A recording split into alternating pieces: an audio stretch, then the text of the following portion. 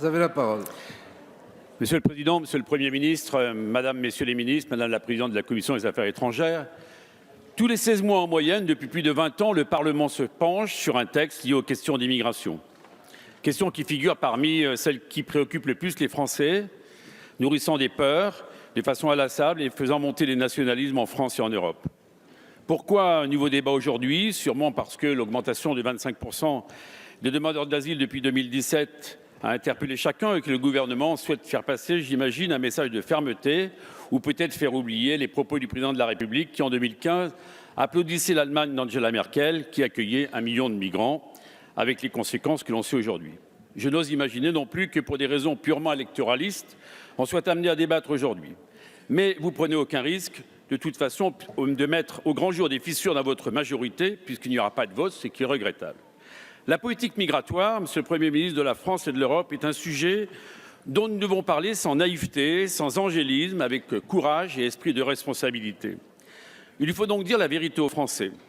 Nous ne sommes pas devenus, c'est vrai, la première destination migratoire, mais nous figurons à la 11e place par rapport au nombre d'habitants, c'est ce que dit Eurostat, et nous ne sommes d'ailleurs pas devenus non plus le pays le plus attractif, puisque nous figurons au 15e rang des pays d'Europe.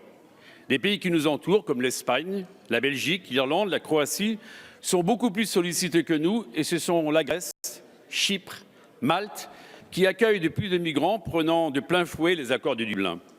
Voyez de mes propos la volonté de regarder en face une situation douloureuse pour beaucoup de nos compatriotes, sous ou mal informés, et qui rencontrent de vraies difficultés pour trouver un emploi, se loger, par moments aussi trouver la capacité d'être accueillis, bref, et ils ne comprennent pas toujours notre politique d'immigration.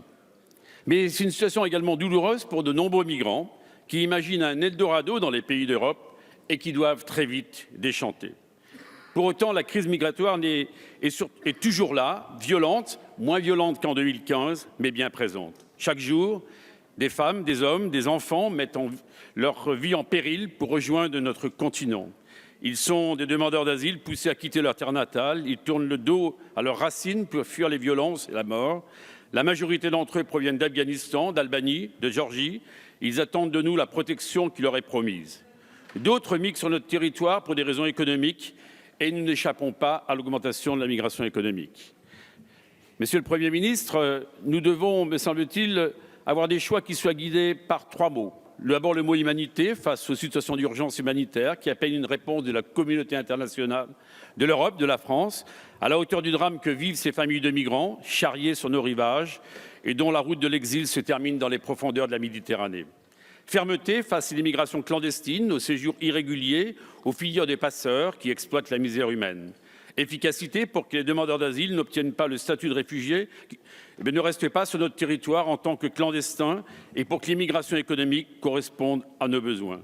C'est à ces seules conditions que nous pourrons montrer que l'immigration n'est pas qu'une affaire de chiffres, de coûts pour nos finances publiques ou de pressions exercées sur les emplois et les salaires.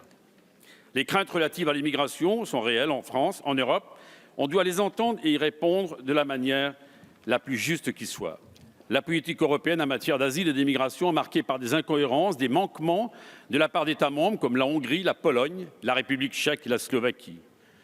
L'Union européenne doit harmoniser ses règles, ses conditions d'accueil, être vigilante quant à la coopération mise en place avec d'autres États. Je pense à la Turquie, qui laisse à nouveau des migrants quitter ses côtes pour rejoindre les nôtres, qui a suspendu l'accord de réadmission de migrants. Je pense également aux cas libyens dénoncés avec force par l'ONU. L'Europe, la France doivent renforcer l'aide publique au développement, vous l'avez dit, Monsieur le Premier ministre, c'est un levier essentiel pour redonner espoir aux populations, les éloigner des fondamentalismes qui se nourrissent de la misère et leur permettre de participer à la prospérité du pays. Monsieur le Premier ministre, notre communauté nationale s'est toujours enrichie d'une diversité d'origines, mais il est illusoire de croire que notre pays peut être une terre d'accueil sans limite. Le droit d'asile, c'est l'honneur de la France, vous l'avez dit. Il doit être préservé, respecté, appliqué. C'est parce que l'asile est un droit fondamental que l'exigence est de réformer notre politique migratoire. Nous ne laissons plus subir des vagues successives d'immigration économique. Instaurons enfin un mécanisme de quota d'immigration économique, comme le fait le Canada, par métier, avec un vote chaque année par le Parlement. Clarifions enfin les responsabilités de chacun pour les mineurs non accompagnés, dont la surcharge est plus de 2 milliards d'euros pour les départements. Redessinons l'aide médicale pour les étrangers, vous l'avez dit, Madame la Ministre, en luttant évidemment contre un certain nombre de dérives que chacun connaît. Je pense notamment aux ressortissants de la Géorgie. Refondons également l'ADA, l'aide aux demandeurs d'asile, dont vous savez qu'elle est très souvent dévoyée. Vous l'aurez compris, si l'on veut avancer pour ce sujet grave, Monsieur le Président, je termine, le gouvernement est face à ses responsabilités. L'exigence est d'agir avec courage, dignité et efficacité et d'être les moteurs de la réforme de la politique européenne d'asile et d'immigration. Je vous remercie.